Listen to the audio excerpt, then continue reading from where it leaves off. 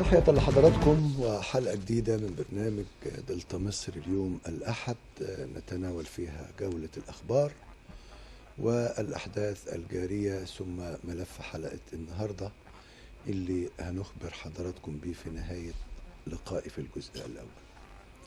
أسعد بأن أكون مع حضراتكم أنا وزملائي الكرام فريق العمل، ونبدأ جولة الأخبار.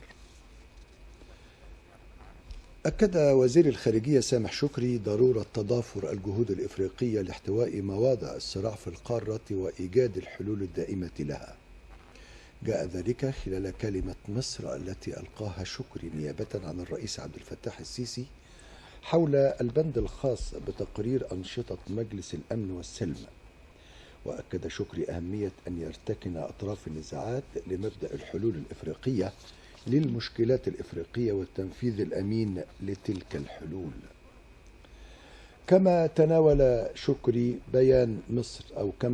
بيان مصر الأوضاع في السودان على ضوء ما تحققه من تقدم نحو إعادة الاستقرار والانتهاء من المرحلة الانتقالية. وتناول البيان توفير الدعم اللازم للأشقاء في ليبيا نحو عقد الانتخابات.